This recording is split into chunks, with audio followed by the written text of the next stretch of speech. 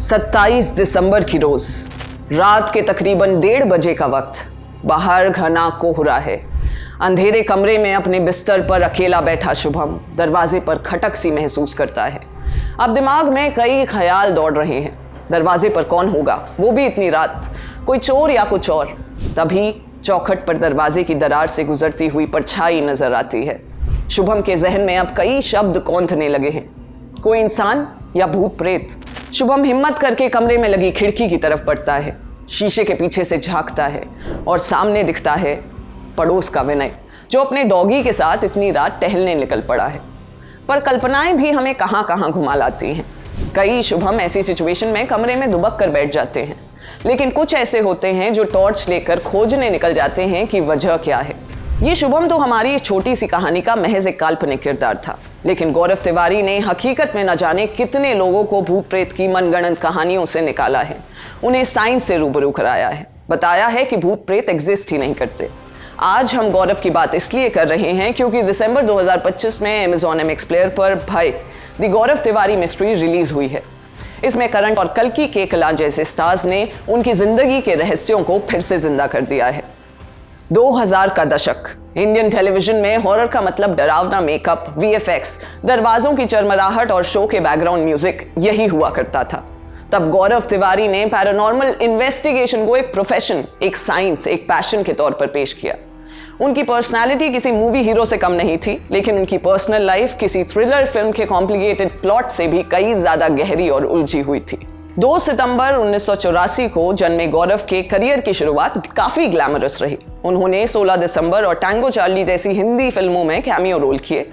21 साल की उम्र में वो पायलट बनने का सपना लेकर फ्लोरिडा, US गए और वहां एक कॉमर्शियल पायलट की ट्रेनिंग पूरी करी।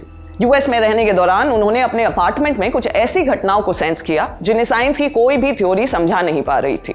यहीं से उनके अंदर का पायलट पीछे छूट गया और एक जिज्ञासु अन्वेषक यानी इन्वेस्टिगेटर जाग उठा। फिर उन्होंने पैरानॉर्मल रिसर्च की पढ़ाई शुरू कर दी। ये वो मोड़ था जिसने भारत को उसका पहला सबसे बड़ा घोस्ट हंटर देने की नींव रखी। भारत लौटने के बाद गौरव ने इंडियन पैरानॉर्मल सोसाइटी IPS की स्थापना की। वो UFO यानी अनआइडेंटिफाइड फ्लाइंग ऑब्जेक्ट्स के फील्ड इन्वेस्टिगेटर रहे और भारत में पैरानैक्सिस के प्रतिनिधि भी थे। ये ऐसे ग्लोबल ऑर्गेनाइजेशंस हैं जो दुनिया भर में अपने नेटवर्क्स के जरिए पैरानॉर्मल एक्टिविटीज पर रिसर्च करते हैं। Gaurav metaphysical church of humanistic sciences के एक नियुक्त मंत्री भी थे, इसीलिए उनको रेवरेंड भी कहा जाता था। गौरव का मानना था कि दुनिया में कुछ भी सुपरनैचुरल नहीं है, बल्कि वो सिर्फ पैरानॉर्मल है, यानी ऐसी चीजें जिनका विज्ञान भले ही आज के दौर में जवाब नहीं दे पाई, लेकिन कल जरूर दे पाएगी। उन्होंने अपने काम का एक ही मंत्र बनाया, नॉलेज कैंसल्स फियर, यानी ज्ञान ही डर को खत्म कर सकता है। गौरव ने अपने काम को प्रूव करने और ढोंगियों को चैलेंज करने के लिए EMF meter, digital voice recorder और थर्मल कैमरों का सहारा लिया। इन डिवाइसेस के साथ वो रात के सन्नाटे में दिल्ली के संजय वन से लेकर राजस्थान के भानगढ़ किले तक पहुंचे।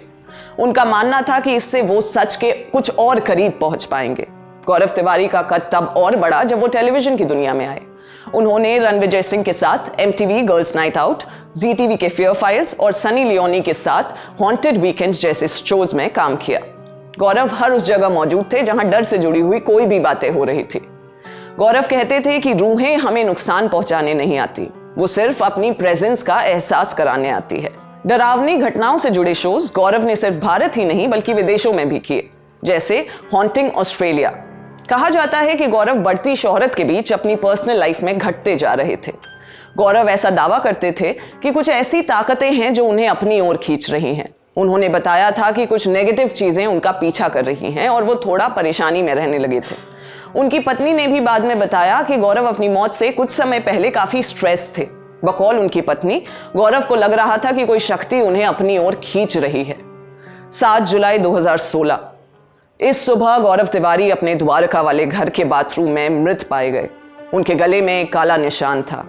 पुलिस और पोस्टमार्टम की रिपोर्ट के मुताबिक गौरव ने खुद अपनी जान दी थी, लेकिन उनके फैंस को यह बात हजम नहीं होती। अलग अलग थ्योरीज फ्लोट करती हैं। सबके हिस्से अपना अपना कंक्लूजन है जो वो अपनी सहूलियत से अपना सत्य मानकर बैठ गए हैं। तो ये थी गौरव तिवारी की कहानी।